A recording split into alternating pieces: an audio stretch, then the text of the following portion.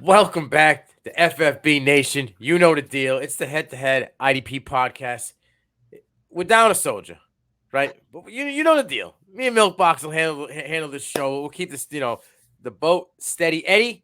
And we're gonna be talking some ups and some downs, some fire and some toilet in the IDP squad. But first, Milkbox, how we doing tonight? Hey, I'm doing great. You might see all this Husker gear. It's been a great bye week. It felt like a win. I just want to carry the momentum. We got some NFL players that might be on this list, and so I've been pretty excited to You get to this sound like episode. your boy. You sound Yeah. like your boy busting with the boys over there. He's super and then he comes out today or the other day and he says that the SEC is broken this year, right? Because of this, and that. Oh, Vanderbilt stinks and this, buddy. You know what they say. If you live in a glass house, you don't throw stones, right? Yeah. That's why I try. And it really sucks because in the fantasy community, you want to talk shit, but Yeah. when you talk shit, you're gonna get your ass whipped. Yeah, that's just how it goes. Yeah. But then when you don't talk shit, you still end up going. Well, like, right. You missed out on a 1-5, great so. opportunity to talk shit. Right. Yeah. Yeah, It's a yeah. win-win, lose-lose situation. You just talk your shit and ride the boat, right? If you go down on the water, you go down on the water. If you win, then you feels better when you talk the shit. Oh, that is a fact. That's a fact. All right, let's get into. We're gonna add a couple extra guys. Normally we go 3-3 because we have Boom with us. He's not here tonight. So what we're gonna do is we're gonna add a couple extra guys. We'll run our normal guys. We'll go 3-3, and then we'll circle back for an added guy here. That we like or didn't like this week. Milkbox, why don't you start us off? All right. Well, finally, Bobby O'Creaky, a guy I've been pounding the table for. Maybe get 200 tackles total. I don't think that's going to happen anymore, but he did ball out with 100% snap count. He's owned in about 69% of leagues. Had 8 solos, 3 assists, 1 forced fumble, 2 tackle for loss, and a PBU, and that was roughly around 33 points in most leagues. Yeah. I really liked seeing that. I mean, Micah McFadden's there. He's been challenging those stats as well, so it's hard to decipher who's really going to ball out there at the linebacker position. Are you worried about Simmons at all? Because it seems as though the last Dude, 2 weeks he's getting more snaps. This week he played better, right? They got right. him. That's because Micah McFadden was out with an injury. Right. So, I mean, O'Creaky's still there. I think he'd probably be the more consistent floor guy. Yes. Jarod likes to talk a lot about floor guys. Yeah. So, I mean, his floor isn't as low as most. But as far as Simmons, man, I'm tired of giving him. It's like Nebraska. Let's be honest. We feel like we're going to win until we lose and lose and lose, and we just get tired of losing, but we feel like we're still going to win. Simmons' talent is unbelievable, and we believe in the talent, but he has not produced or put up anything of substance to make you believe that he can keep repeating it. Yeah. So it's frustrating for sure, but all right. Anyway, I had to throw it out there. No, so I get it. Continue on, my friend. Continue on. And then one of the couple main reasons why I busted all this gear out, Cam Taylor Britt, only 3% owned in most fantasy leagues, 31 fantasy points roughly, had 7 solos at the corner spot. That's ridiculous. 3 PBUs and had a pick. And I don't know if you've seen that, but I mean, he laid out for that interception. It was beautiful. That's probably parallel. He was parallel with the ground. That was the most beautiful thing I've ever seen. And yeah, he's just been a great athlete to watch, and I couldn't be more proud of him. And that's just awesome representing, because we're starting to run out of some Huskers to represent in the NFL. So yeah, it's getting slim. And speaking of which, Levante David. I mean, he's probably got maybe 1 or 2 years left, and he's going to ride off into the sunset. And what shocked me is he was only about 11% owned in most leagues, which is ridiculous to me. This guy is a top 5 linebacker, period. He should be owned in, 40% plus range, easily a LB2 type of guy. 9 solos, 3 assists, 2 tackle for loss, a PBU, a sack. And he was almost high scorer in the league with around 36 fantasy points. And I just love it when my homeboys represent. And it's even greater when I don't have to put them on the toilet squad like I did last week or 2 weeks ago. Yeah. So this was a good feeling. Yeah, I'm with you. It's always nice when the alma maters, come through and represent, flex a little bit. It's like you said, it's getting slim. for the Huskers in the NFL. But I'm with the list. I like it. As far as the David and White, I don't even know like what's going on over there with that defense. I feel like every position is kind of in the air. Like we liked Joe Tyron, right? And then is he the guy? Like one week he gets all the snaps, and then the next week he gets half snaps, right? Right. You still got Cansey, who's injured. So when he comes back, where's he going to fit in everything? It's just a lot of weird stuff. The only thing I think steady over there is Winfield Jr. Right. Every week, you're getting when Lamont will get you a week, and then there's a week where he just kind of just out there picking grass in the outfield, right, just doing his own thing, and then that'll be the week that White goes off, right, and then White's quiet, and then David goes off. So it's just weird. It's a weird setup. I thought, like I've said to you before, I always thought White was the replacement to David, and I would think that they would coexist for a few years, right, and piggyback off each other, and then one guy would just take off. My guy never took off, right? White never ascended, so they never let David go. And now it's like this with them two guys, right? Like one guy's trying to hold on to it like like Rocky and Apollo. I'm the guy. No, I'm the guy. I don't know. At the same time, though, I mean, you got Lavonte David. That's the only team he's ever been on. So, I mean, there's a lot of loyalty. I mean, you got Jarod. He likes to talk about Derek Brooks, his favorite linebacker. Right. He was there pretty much his whole career. So I think a lot of it is probably that for David to some degree. But yeah, Devin White, once David is gone, I would assume he'd be the guy. I mean, they drafted that Servocho, or I'm not sure how you pronounce his first name, Dennis Servocha. I don't know, SIR. Savanka? Yeah, Savanka Dennis. Yeah, Dennis. Yeah, he's still recovering from the Tajay Spears ankle breaker at Senior Bowl. So, so I mean, but that was the guy they took a chance on, and he hasn't been playing very much, hardly at all. So they've had to dig around off the practice squad and everything else. So they're just kind of hurting, it looks like, at the linebacker position. So they got no choice. So which is crazy because when we came into it, right, when we were talking in the offseason, we looked at Tampa's D and we were like, oh, all right, they got some depth and they have youth. So we'll see what happens. They got hit with the injury bug. Some guys, I think the moment was a little bit too big for them right now, and this is where we're sitting. But I like the list. I think we're going to recircle after I give you my guys, and we'll see. I think you got a special one there to talk about. Well, we'll talk a couple guys. I got all right. Everybody knows the typical Ravens, right? And it just seems this almost maybe not every week, but maybe every other once every 3 weeks. There's a guy that just has a day for the Ravens, and this week it was Justin Metabuke, right? Owned in 1% of fantasy leagues. He played 78% of the snaps. He's defensive lineman. He had 5 tackles, 4 solo, 2 sacks, 2 tackles for loss, 4 run stops, right? 6 total pressures. Got himself almost a 74 PFF grade overall, and he got about 20 fantasy points. I mean, Roquan had a day. Patrick Queen. It was more Queen had a day. Yeah. Roquan was coming in second, but like, those are the dudes. Hamilton will have a day as well. And then you get a guy here and there that picks the pieces, who fills in, who just reaps the benefits, the crumbs of everything else. And he happened to be the guy this week.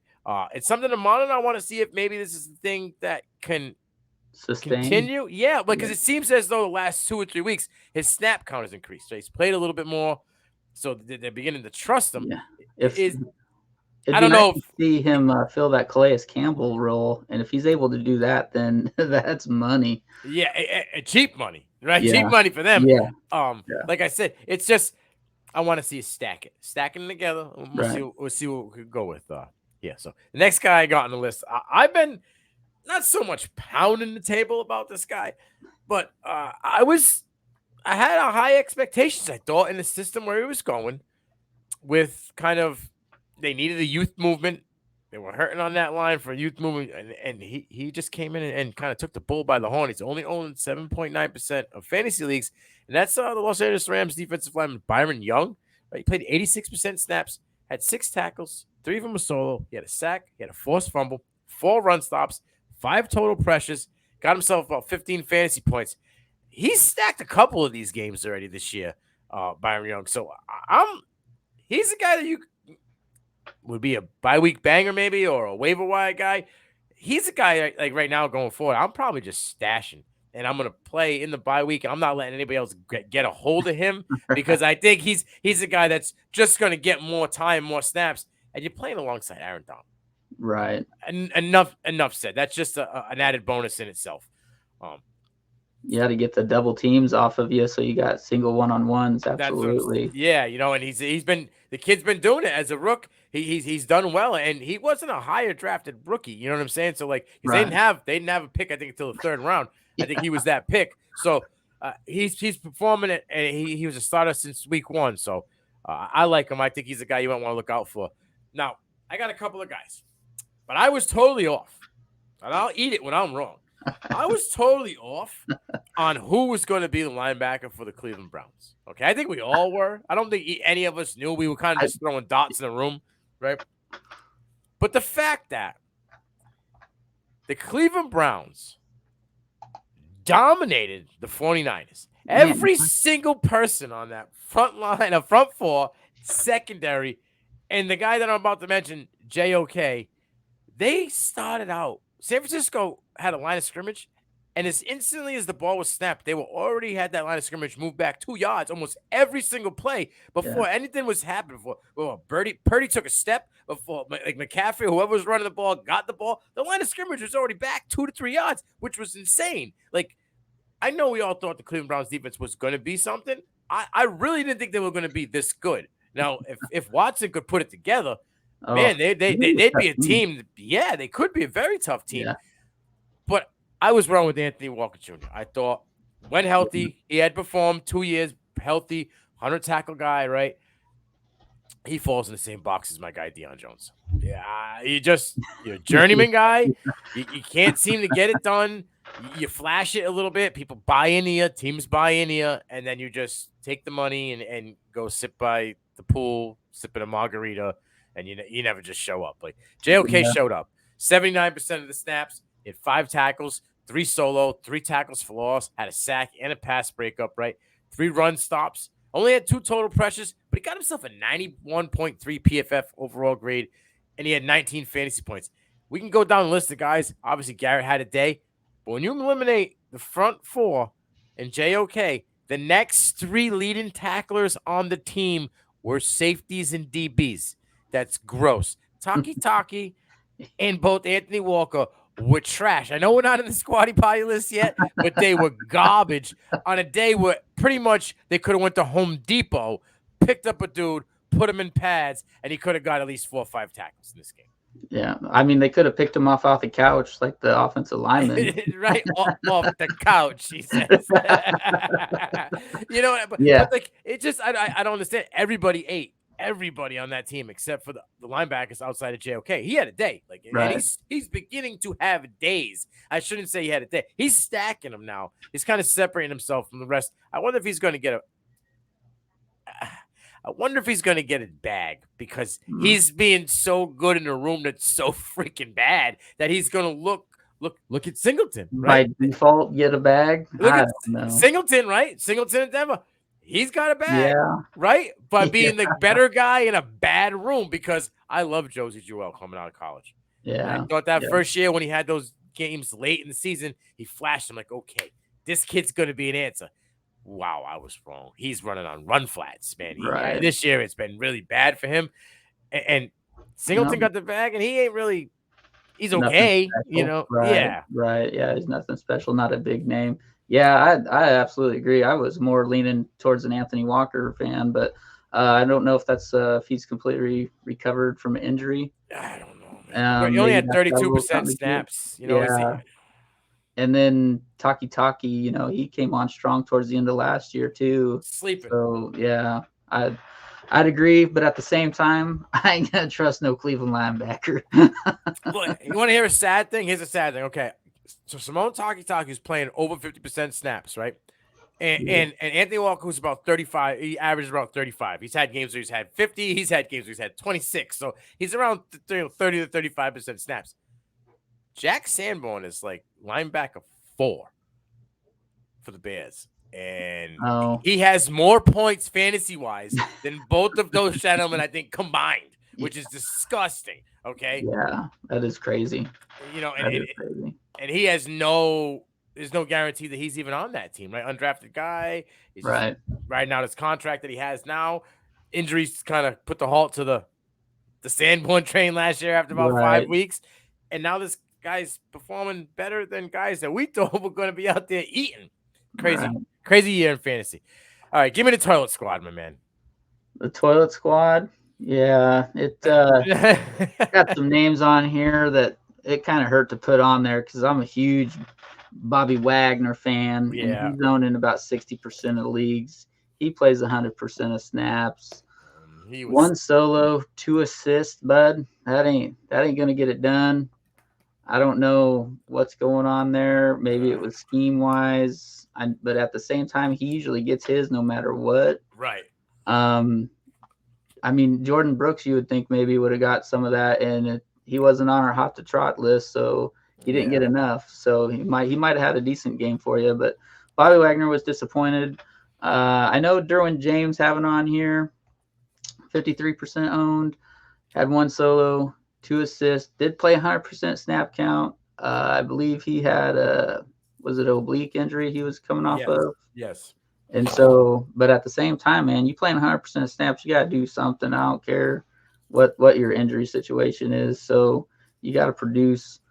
And then I'll finish this round with Aiden Hutchinson, 45% owned. Was hot last year towards the end. Seemed like he was really trustworthy. 1 solo, 2 assists, 89% snaps. So it wasn't like he wasn't on the field trying to do something. But at the same time, you got schemes and they can just try to run away from these guys. But he's great at getting the tackle for loss for the backside. So that was a little bit disappointing as well. He came out hot first 2 weeks, right? Especially game 1. Yeah. Like, okay. He picked up where he left off. But last 3 weeks kind of been pedestrian, I would say, for Hutchinson. You know what I'm saying? Right. Is it time? I know this is, we're a fantasy podcast here, dynasty, redraft, whatever it may be, IDP. Is it time to start to maybe push the Derwin James, Minka Fitzpatrick guys in trades and try to go a different route here? The health concerns are starting to become. We're stacking them back to back years now. And part of me wants to say it's a no-brainer if you're trying to get like a Jalen Petrie, but he also is kind of recovering from an injury, so that kind of makes it tough. But maybe that makes that trade a little bit more even. Right. If you're going to try to do something like that. I know another guy I'll mention with your Antonio Winfield you guys are always wanting. I mean, he's probably going to be tough to get as far as your dynasty league because they ain't going to want an older guy back. So you might have to throw in a couple draft picks or something. But, yeah, there's a few guys, I guess, but at the same time, I'm going to keep Micah Fitzpatrick around. But Derwin James, man, I'd sell him for sure. He's got too much injury history. That whole defense is just injury prone, I feel like, right? Like on every level, all the way through. Yeah, like your linebacker core can't stay healthy. Murray's now he's healthy, but it's been 2 years almost since he's been fully healthy. Derwin James is every other year. They signed J.C. Jackson. He gets hurt right off the rip, right? Didn't Samuel Jr. get hurt last year too? It's like everybody they have seems to get hurt. I don't know what's going on in the water over there, but it's I'm at the point now where I'm starting to be like, okay, Minka, Buddha, Derwin James, I'm putting them in a pot, and I'm like, I'm gonna see what I can get on my return now, and if hey, I find that guy that goes by, like we say, scout with a helmet. You scout the name, right? Minka Fitzpatrick. He was a dog. Right. You might get 6 good games out of him, but I want 16.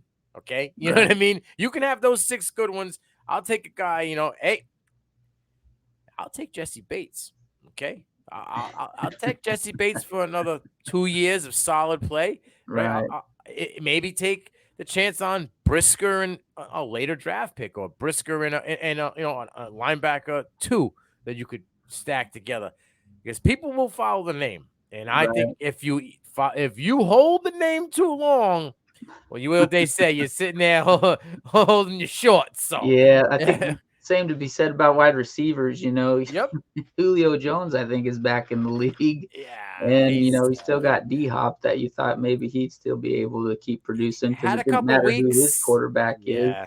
And just kind of a couple weeks of stagnant. So you get a couple of good weeks, and then you get a couple more than a couple non-good weeks, right? So it's like if you're a guy that's win now, you want to sit on him for a couple of weeks to fill him in. Okay, matchup wise, that's fine. But if he's your starter, I think you need to start finding better options.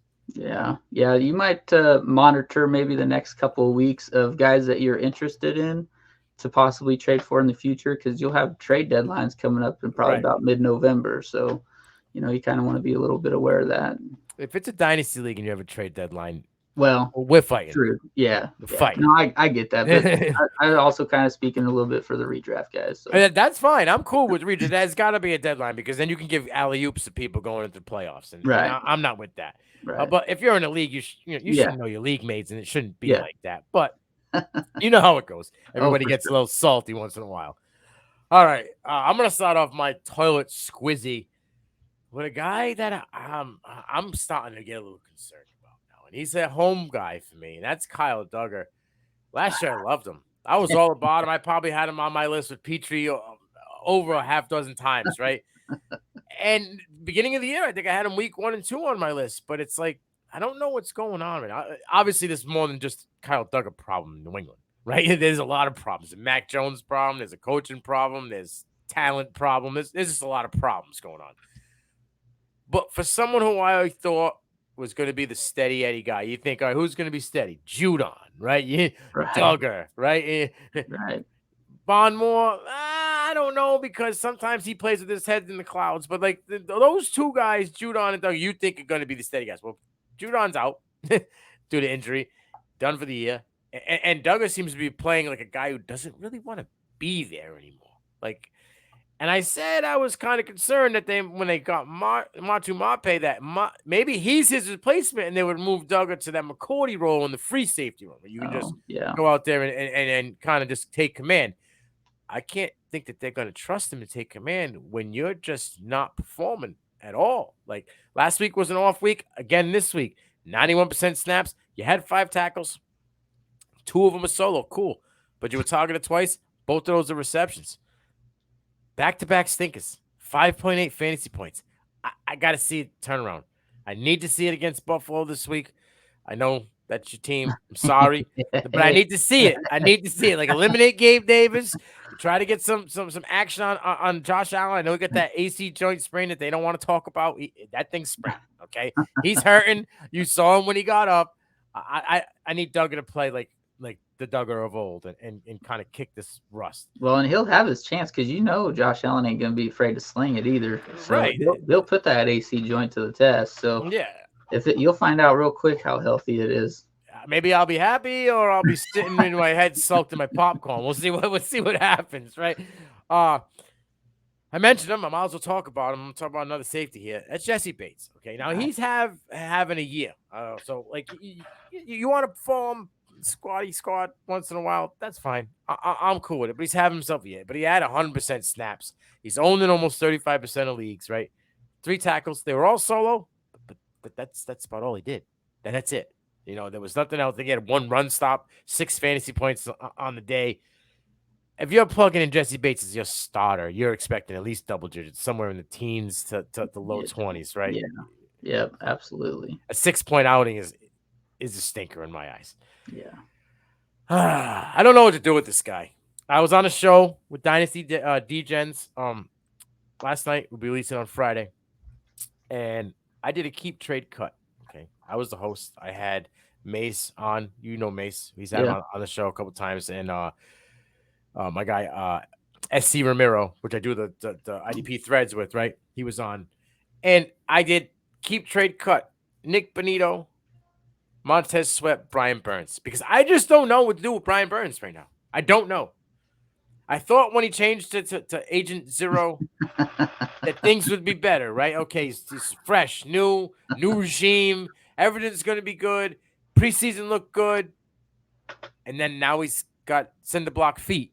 And he's not getting back there in the pass rush. And it seems as though things start to click on a bad team. Now they're starting. All right, quarterback. Both of the quarterbacks are starting to find Adam Thielen. Adam Thielen's now a top 20 receiver in fantasy. They got something on the offense, something, because Miles Sanders stinks and they can't seem to find anything else. But they got Adam Thielen, right? So there's a positive. The two guys that you think would be the solid back of your defense, and Brian Burns and Jeremy Chin have been absolute dog shit all year. Dude, the right? Jeremy Chin one has been really tough to swallow because now he's on IR. Right? Yeah. They're gonna put him on IR. And when did the quad injury happen? I never heard of it. Yeah, I don't know. I didn't hear that either. I was a little shocked. Otherwise, I probably maybe not have drafted him. It seems like you go from putting him on the trade block to 2 days later he's on possible IR candidate, right? Something's fishy in the air there. I don't know. But Burns is a dude who's also been talked about in trade packages. Plays 79% snaps. 2 tackles, 2 solo, and a tackle for loss. 79% snaps, and you only manage 2 pressures and 2 run stops. We're chucking up to 2s everywhere. 2. You might as well went out there in a 2-2 the way you were playing, because come on, man, you're just kind of there. Like, I know we talked about this in the draft, how I thought Overshawn at Texas sometimes was just playing like a kid in the outfield, right? He did not engage in the game, just hike. Whistle blows. Okay, next play. I'm ready for this one. I feel like Burns is doing that. He's like taking plays off. I'll make the movements. I'll go through the engagement. But if he happens to kind of brush me off an area, I'm just going to go that route, and I'm not going to try to curl back in, or I'm not going to try to counter. I feel like he's just going through the motions. At first, I thought he was going to be a Panther for a long time. I'm starting to think that there's a problem with the older gentlemen that were there and the new regime that's there now with Frank Reich and everybody. It's totally changed. I think the deadline is going to be a lot of shaking up in Carolina, both offensively and defensively. I'm a little worried about Brian Burns, because if he does get traded, just like Chin, we're looking midseason. And teams, look at OBJ, right? When he got traded, it took weeks before he kind of got into a system. Right. You get into a groove, you start feeling good. Is it a wash right now for Brian Burns this year? I mean, I don't think he's going to sit out. If he gets traded, I don't think you'll have defense, you just go pin your ears back, go after the quarterback. I think maybe it's a little bit more want to or something like that. I don't, like you said, if he ain't trying to make a counter move to get to that quarterback, like, what's your deal, bro? Like, get the guy. You played 80% snaps. You can only manage 2 pressures, 2 from a dude like you're top 10. Right. You know what I'm saying? Edge rusher in the league, and you can't get more than 2. And they don't have the depth, like, you mentioned my Bills or whatever. That defensive line, they rotate a lot, and there's a couple guys in here with Nick Thurman and Yos Matos Gratos, the guy I was high on a year or so ago. But yeah, that defensive line's hurting. You would think with Frankie Louisville being hurt, right, being out, the other guy who gets sacks, gets pressures, gets in that backfield, you would think that Burns would be okay. I got to step it up a little bit. Yeah, right. He's on cruise control, man. I don't know what the deal is, but I think he's about to cruise himself right out of Carolina. That's for sure. Right. All right. So those are 3 guys that I had on my list. Why don't we circle back? Boom's not here. We're gonna go a little extended. We're gonna go overtime here and give a couple good, couple bad. Talk to me. Okay. Well, I'll start off with the good. Just because I got good vibes going. It ain't another Husker. Trust me, it's all right. But a guy I was trying to mention last week when you guys were talking, I was high on Christian Harris, and you were talking about Tuto. Henry Toto. I don't know. Yeah. But Blake Cashman, who I've been a huge fan of, even back when he was at the Jets. So he's got experience with CJ Mosley, being able to play alongside him. The guy's been outstanding. Was almost the top dog scorer in the league with 36 fantasy points, had 9 solos, 6 assists, 2 tackle for loss, 2 pass breakups, 100% of snaps. Couldn't be more happy for the guy. Excited to see him be able to do that. Unfortunately, at the expense of me being high on other players with Christian Harris, kind of sucks. But to see another guy be able to step up and put up that kind of production has been has been a good thing to see. And I think he is a guy that can sustain it. And if I could, I know he's on a bye week this week, but I'd stash him this week if you could to play him next week. So here's my question to you. Is it time to cash in on Cashman? oh, absolutely. I'm smashing that. Like I was going to try to do it in a couple of my other leagues, and he already got picked up because I'm running into injury problems, just like a lot of other people, I'm sure, on the offensive side of the ball, because we do offense and defensive IDP, and managing that roster sometimes can be a little bit of a bear. So can you take Cashman and take other owners and put him over the barrel here? You know, like he's riding high. He's got a couple good weeks he's stacked together. He's on a bye week, right? Coming out the bye. People might be like, "Ooh, I need a guy." Not this week, but next week. Can you cash in? You know what I'm saying? Like ride it, and put the money in the bank off him, because there's people that just, you know, they love the "what have you done for me lately?" The flashy, shiny new toy. I think this is a guy where you could. Now, granted, if he sustains it, you're gonna look like, you know, eating crow. But if he falters and you were able to get a dude who hadn't done, like Chris Jones maybe, and something else, because people are tired and they didn't want to wait on Chris no more. But it's funny you say that, because Robert Spline, in a league that I'm in particular, has been riding the pine for a while in free agency and has those couple big weeks, gets picked up, didn't quite have the big week this last week, and then gets dropped.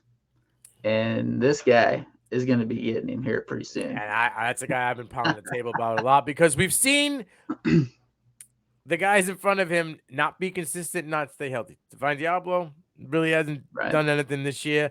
The other guy in front of him, I think they cut. So it's really just them two guys. Luke Masterson has been. I'm surprised I haven't seen more of him, to be honest. But maybe, I don't. So it seems as though it's the steady Eddie over there is Spillane in that linebacker room. So I like it. I like Cashman. I thought about it. I double taked, kicked myself in the ass the next morning. Understandable. I got you. So you want to know why? Because what I did with the first 2 weeks of the year. Me and you, we both did it. The dude out of Arizona, Dennis Grazaluk, I saw all the numbers, stats, plugged him in, got me 6. Right? He was averaging like 50, got me 6. So when I saw Cashman, I'm like, is this another one of those? But he did it again.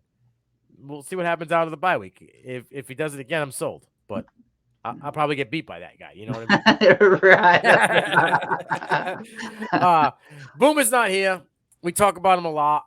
I'm going to put him on the dock because I believe he deserves it. Because finally, I think they're figuring it out. I said why I think Kenneth Murray hasn't had success in the NFL. You know why I believe it, because they tend to put him in coverage for some stupid reason. I don't know what film they were watching when he was coming out of Oklahoma, but that wasn't the game he was playing. He's a downhill force guy. Yeah. But 100% snaps, had 9 tackles, 8 of them solo, had a tackle for loss, right? 5 run stops, got himself 15.3 fantasy points. He had 56 snaps. Only 36 or 37 of those were in coverage, so they're starting to get him away to that, you know. Last year was over 400 snaps. He was in like a 60-40 role in coverage. I just don't understand it. Now they're trying to give him that like 50-50, 55-45 downhill. I think now they're starting to see better results. I like Murray. If he can stay healthy, I'm with him as an RB, you know, a LB3, plug in as an LB2 on bye weeks, whatever you need to do. I like him, but he's got to stay healthy, and that's always been a concern. Right.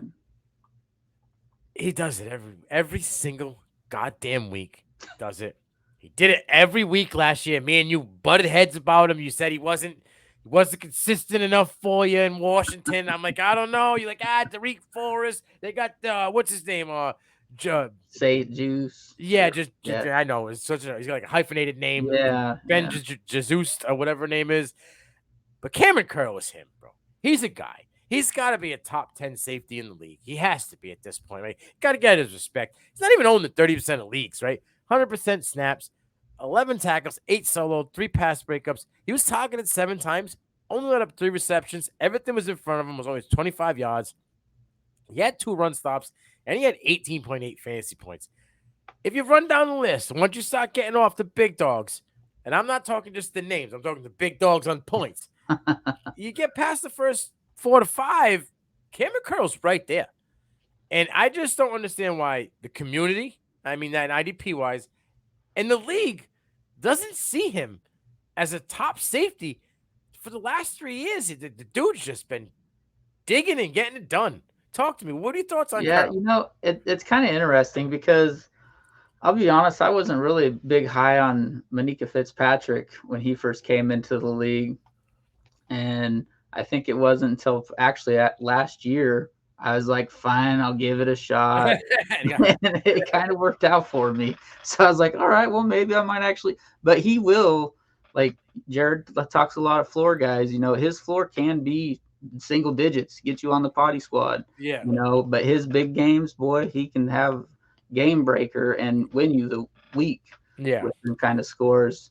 As far as ending, I kind of like a happy medium of both. Maybe I'll have a guy that I'm counting on for big play, and if I don't get it, I don't get it. But I want that floor guy to be able to be consistent enough to sustain and carry my league, so I don't lose just because of one guy. Yeah, I'm with you. I'm.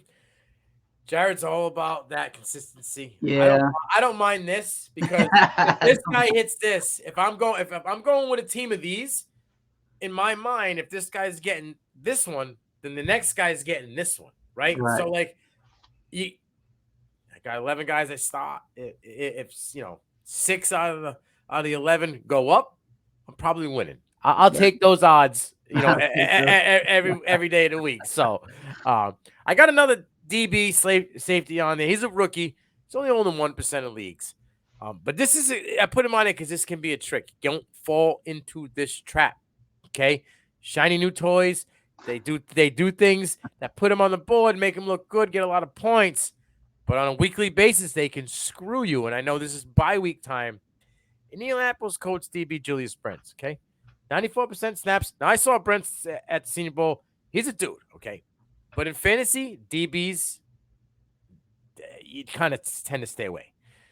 94%. Yeah, what were you going to say? I was going to say, well, at the cornerback position, I think I'm looking at that as matchup-wise because usually they're going to get targeted the most, so they're going to have opportunity.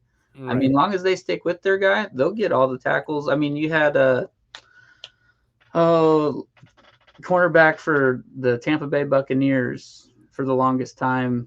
He always had a bunch of tackles, it seemed like.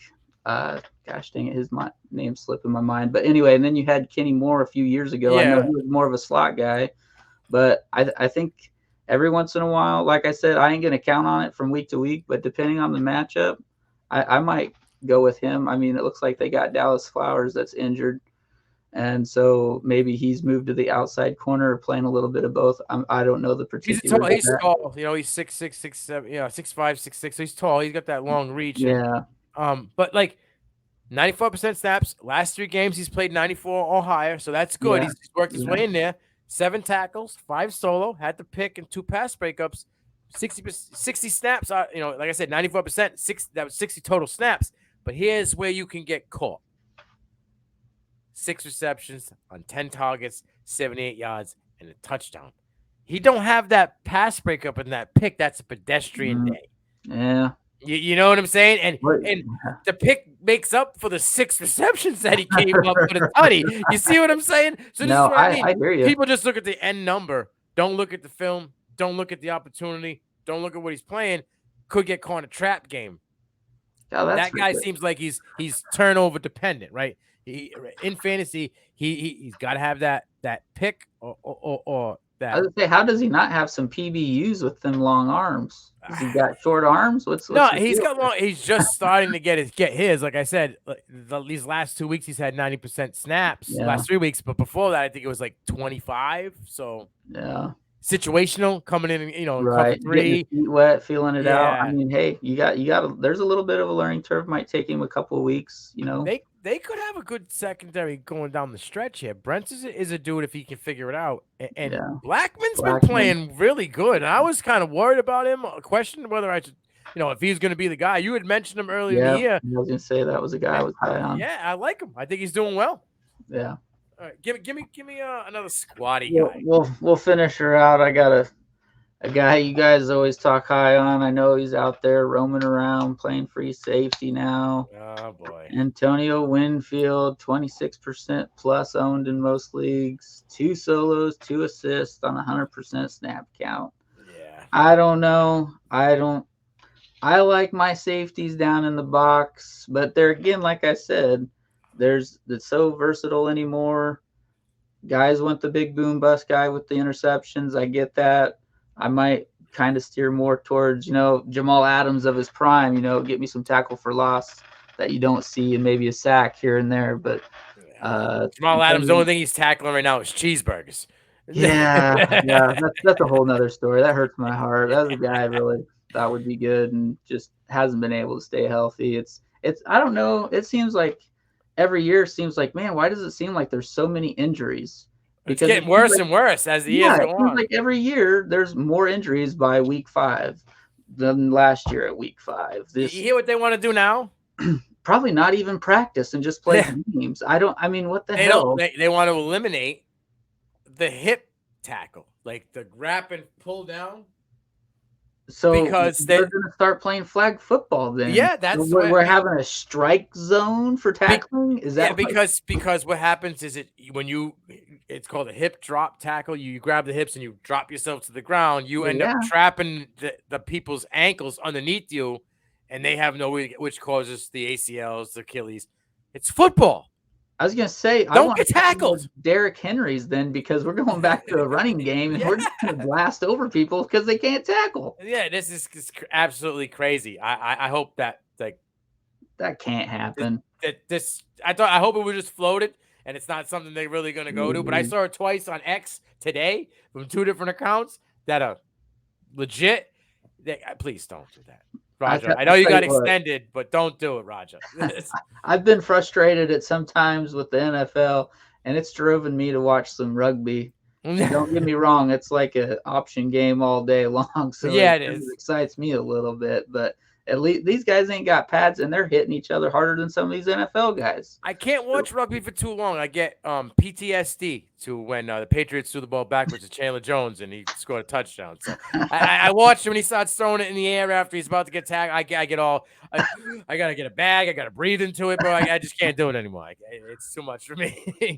But I will say, at this point, if they're going to eliminate the way they play, I might be watching the XFL USL merger this year. Right. Yeah. Because, at least they're going to play football. They're playing for something. So. Right. All right. That one hurt. Winfield hurt. But, hey, you don't perform, you got to go on the list. I got a guy that we both liked. I don't know what's going on with him as well. And that would be Caden Ellis out of Atlanta. Right? Linebacker. He's only owned 6.2% leagues. Had 100% snaps. 4 tackles. They were all solo. I love that. 0 pressures. Don't love that. And he only had 2 run stops. Got himself 6 fantasy points. I don't even know how to explain some of this. Thank you. Yes. It's so frustrating. He comes in for Pete Warner last year and balls out and was consistent the whole time. Oh, yes. Steady Eddie. Atlanta, who don't have no linebackers. And he didn't even really start off like he left from last year. He just kind of was blah. And it makes no sense to me. It seems like they're at a loss themselves because Troy Anderson's been hitting. Well, here's my thing. You mentioned Anderson, right? So you said that they wanted to go that direction early in the year. You had mentioned that that's what they like. They like Troy Anderson or whatever. And I'm like, all right, well, they like him, whatever it may be. He was the guy, obviously, they went with. The injury happened, okay? There was 163 vacated tackles in Rashad Evans, okay? What is going? And then they let go of Michael Walker. So there's another 80 tackles. What is this guy doing? Yeah. It doesn't make any sense. And there's plenty of opportunity because their defense is always on the field. Right. Right. And and they got the Bud Dupree and Calais Campbell at the end. And Calais Campbell plays a little bit of end and defensive tackle. And Bud Dupree had an anomaly game. Defensive line to be able to help those guys roam around. They got Grady Jarrett. There's really no reason. The front 4 has been good. The back half sucked because Richie Grant has been terrible. Outside of Jesse Bates, everybody in that secondary. Well, I take that back because Jeff Okudah has been locked down. Yeah.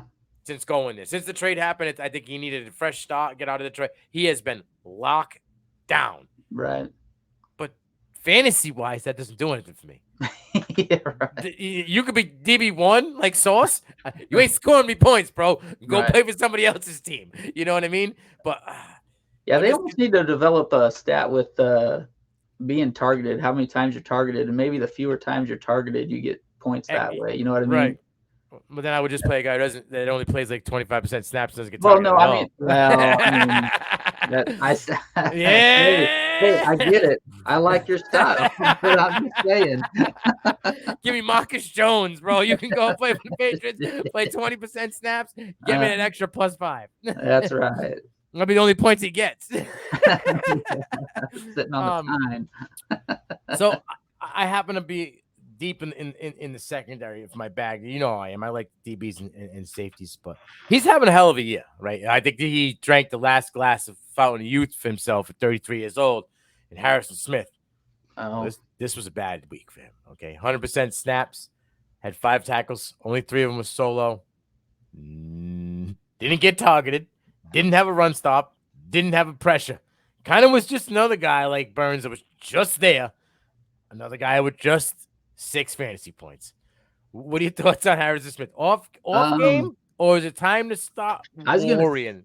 I was gonna say that's a guy like you mentioned with Manika Fitzpatrick and them guys. Yep. I'd throw his name in there. But he's a top 3 this year, top 3 safety in the league. But I get it, but it seems like where he was your consistent floor guy, like it's taking a little dip. It's dipping now, right now. A little dip. He's had for the past 2 seasons an injury problem. Right. Are we at the point where we're just waiting for it to happen now? Like, because I'm crossing my fingers every week. Like, I'm going to run him out there. He gets me 30 every week. But is it going to be one time I turn it on and it says 5 because he's got a blown hamstring, right? Or he got a high ankle sprain. And now 4 to 6 weeks brings me to playoff time. And now what am I doing? Right. Right. I'm shooting fish in a barrel, hoping it grabs something. Yeah. I don't know. It's tough to see all those old timers go out like that, though. I mean, it's called a circle of life. I know, right? I know. I get it. You got to know when to hold them and know when to fold them. So. But sometimes you got to play that bluff game, right? And that's true. And that's true. You know, maybe you'll win on a 3-4. You know, get 3-4 and hit it straight, and that and then the guy on the other side's flipping out because you sold him Harrison Smith, and then next week he blew his hammy and he's out for 4 to 6. You go chasing that straight and land it, and in the meantime, somebody landed the flush. Yeah, right. And you're like, I gave away it all for nothing. Milkbox, it's been fun. Appreciate you, doing the show. Just me and you. Hey, when we couldn't make it, he's got things to do. I understand. Is there anything else you want to talk about? I want to throw out the gentleman from Arizona, landed in Houston. Myjah Sanders. What are your thoughts there? I think he's gonna. I think the gentleman that's coaching over there. Okay, he's building his team. Yeah, and I think next year there's a very good darn chance that the Jaguars might be looking up at the Texans next year. Yeah, that's going to be interesting. I'm not for certain. I think there could be opportunity there, just like anybody else. When they make moves like that, there's a reason why they want them guys. So it's not so much Sanders that I think that benefits more, but Big Willie Anderson, I think that benefits a lot. Yeah, you know what though? When you're spending that kind of draft capital on a guy, you would think you wouldn't need all of that to help that guy. I mean, we've seen it before, right? Crosby's, yeah. They don't have big dogs on the defensive line. I mean, 49ers D line is pretty solid throughout, but the Raiders don't have a bunch of big guys, and Crosby does it every weekend. So they went out and got a big guy, literally a big guy. He's like 6'9". Yeah. 6'9" stop sign. That's about all he is. He can't do anything out there. I don't understand it. Tyree Wilson, and that was my fear. Yeah. I watched him. At Tech. Yeah, he had games. But they put this guy on a pedestal. Yeah. And boy, they knew how to get someone to bite. Of all people to bite, the Davis family. I That's don't what think they do, right? They just bite on that big bass that comes back and kicks them in the ass. Right. It's tough for me to be sold on a Big 12 defensive tackle per se in this day and age with how they spread it out on about every team does. There might be a few of them there. Edge guy, I'm cool. Edge guy, I'm cool. Linebackers, I'm cool because you gotta be able to run. But you're gonna tell me that I'm gonna line up on the side of Max Crosby, and and we're both gonna be big behemoth of human beings, and he's gonna get doubled, and I'm gonna get the God, you should have plenty of opportunity. Thank you. Thank you. Yes, right? Absolutely. You can't even beat the number 3 dude. Like you're like, hey, whoever's left over, go guy Wilson, because he's not going anywhere. He's got cement feet, so it's like all right, it's been great, but like our guy who always says before we go. Until next time. Go ahead. Take it away. Take it away. Let's go.